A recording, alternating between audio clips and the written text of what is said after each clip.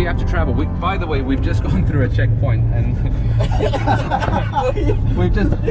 we had to go through a checkpoint. I had to go sit in the back, and then he had to come sit in the front because we don't want to have to pay any extra, what do you call it, a tip or any kind of money. Yeah. So, but this is the mine road. How far is it from here up to the mine? Oh, it's just about 20 minutes. 20 minutes to the mine pit. Okay, so today we got something special. We are going to the infamous Panguna mine here in Bougainville. This is the cause of so many problems, isn't it, over the years? Yes, actually the operation started in 1989. Probably they were not really happy with the sharing benefits of the mine that was going to the landowners. So this week Bougainville became an independent, well, voted to become independent from PNG. Yes. Is your feeling that if you open the mine, the island of Bougainville can start making a new economy? I think so, yes. I think once the mine opens, the Bougainville economy will really improve. Right. Because the population of Bougainville is only about 300,000. Right. And then the mining, the revenue that might come up from the mining would be enormous. Wow. What did PNG do to Bougainville during or just after the war? Okay, during the war, one of the toughest thing that happened here was the blockade. The blockade. Okay. The PNG government blocked all the services into Bougainville. Why do you think they tried to block everything? Probably they thought that by blocking us, like people would go hungry. They would go hungry for food, for services, and then they would have a tendency to go back to PNG. But that never eventuated. That never happened that way. So you find a way to become independent and grow your own food and because in here in Bougainville, you see there is green everywhere. Yep. Things grow naturally here, like you see bananas here on the side. Yep. So we didn't go hungry for the blockade period. Looking here, yeah. So it shows how strong the people are. How strong the people are. In Bougainville. So nobody went hungry for those 10 years. So PNG, they did the blockade. They wanted you to go on your knees and just come back to PNG. Come back to PNG, yes. But you guys said. That's what we did. Welcome to Bougainville. These guys are strong, independent, tough. They don't take any shit. We respect you guys. We respect you guys. Thank you, Andy. So we've just driven maybe half an hour away from Arawa, and this is the Panguna mine. This is the second largest open pit mine in the world. It's gigantic. It's so huge. And from this mine they took copper and gold. And still to this day under the rock there are billions and billions of dollars of proven reserves just waiting to be mined again. And do you still see to this day, do you find people panning for gold, just like where there's a stream or a river? Okay, yes, there are still people doing like alluvial mining, like from here and then down to the where the west goes down there. Yep. You would see people still panning for gold, and they're still doing it. Yes. Right. What's the blue color? I can see a kind of blue color down there. Okay, the blue color is the oxide from the copper. That's the copper oxide, yeah. Right. That's why when it gets in contact with water, it's the color is blue down there. Is that why there's a blue lake down there? Yes. Right, okay. So we are now walking back from the pit, which is behind us, to have a look at what remains of the crushers, the primary crushers.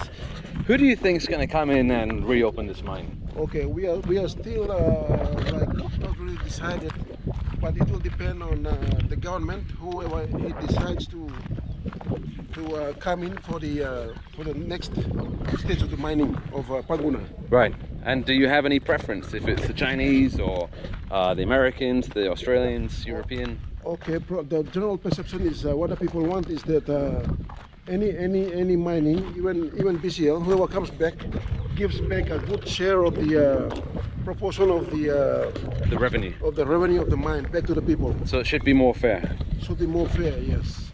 But I suppose the danger is if another company comes in and starts to steal it from you again, there could be another war. That's the danger. So what the people hope is that a better agreement is signed before the mine operation starts. Right, yeah, exactly. So this is You see? Wow. That's the. Oh my God, that's so the, deep. the primary crusher. Look at that. Yeah. Wow. This thing is huge.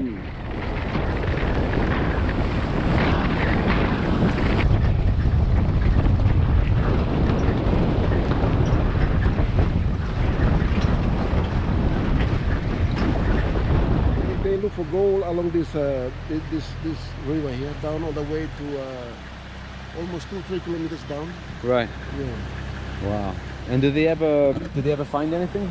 Can they find little bits of gold? They find gold probably 5 to 10 grams a day. Wow. Yeah. Wow. And they can sell it in the market and make some money? They can sell it. Yeah, Arawa, there are about I think about 3 gold buyers in Arawa. Wow. Yeah, so they sell it there. Does anyone ever get really lucky and find a big piece?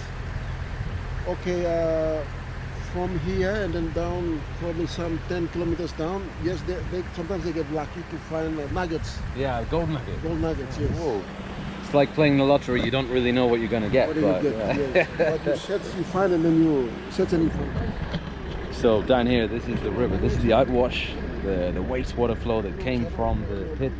And if you look closely, you'll see how everyone, all those little people down there, they're all panning for gold. And they can, on a good day, maybe they can collect around 5 grams of gold and then sell it in the market in the city of Arawa, which is about half an hour away.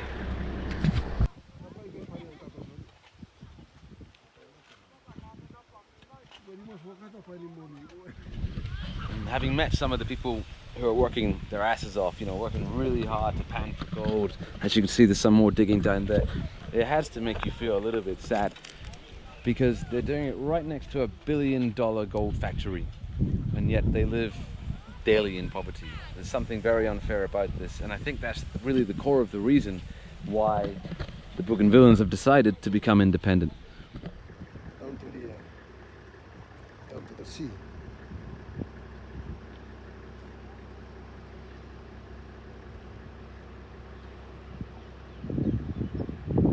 Be careful, old man. So I'm gonna go down to the river. I want to see what it looks like to pan for gold, for real. But look what I'm wearing, flip-flops. I'm wearing the wrong shoes for this. I hope I don't fall. This could be a one-way trip. So what was this pipeline before? Oh, this was the old the waste pipeline from the mine. Just water and things that are not valuable, right? Right, but actually there was still some copper and gold in it. Copper and gold. Yes. Wow. In very probably small quantities. So we find some local guys. These 3 guys in front. These are diggers, and they've agreed to take me down and see if I can get some close-up shots of the guys panning for gold.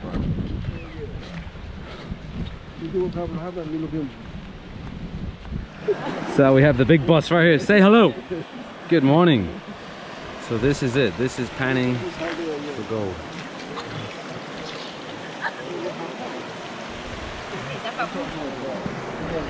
So the water's coming all the way down here.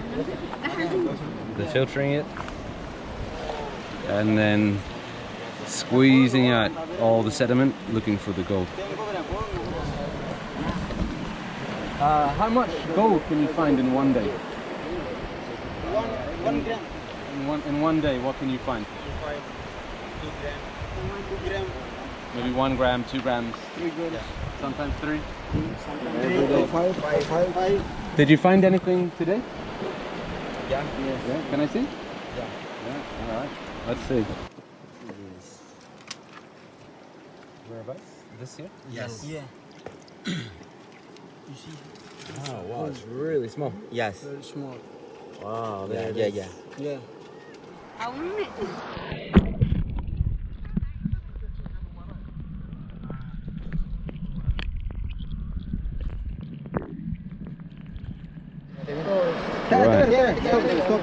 Right. So if you look closely, you see these little yellow specks. Yes. That's gold. Whoa. Wait. Wait.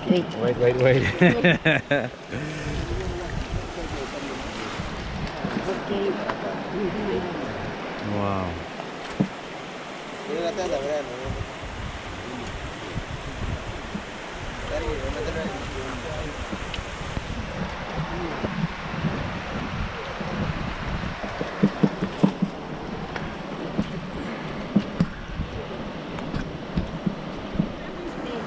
I'll come here. Middle. Yeah. I think here's okay. Yeah. Everyone, 1, 2, 3, cheese! Yes. Alright, thank you very much. Thank you. It's my new cameraman right here. Say hi.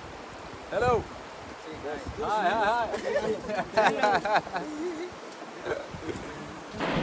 So my time with these guys has been short, but it's fascinating to learn how they do it, and this is how they live their lives. Guys, I wish you good luck. Good luck. I hope you find lots of gold today. Get rich, get the money. Okay. Bye. Bye, take care. Peace.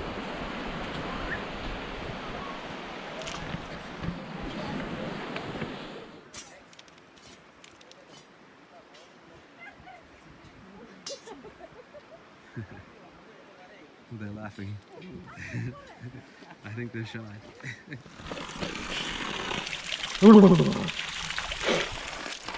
Now I feel better. Oh, come on.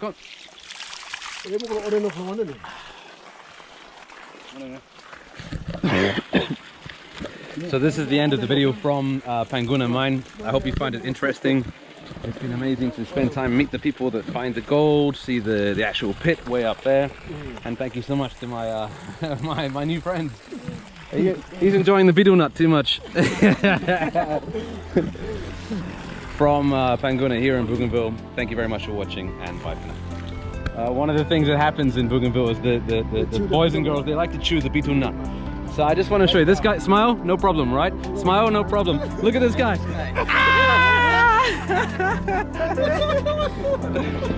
It's red. He's a vampire. He's a vampire. Thanks, guys. Okay, thanks. See you later. We get again. Yeah, I hope so. I hope so. Next year. Next time, when Bougainville is a new country. Yeah.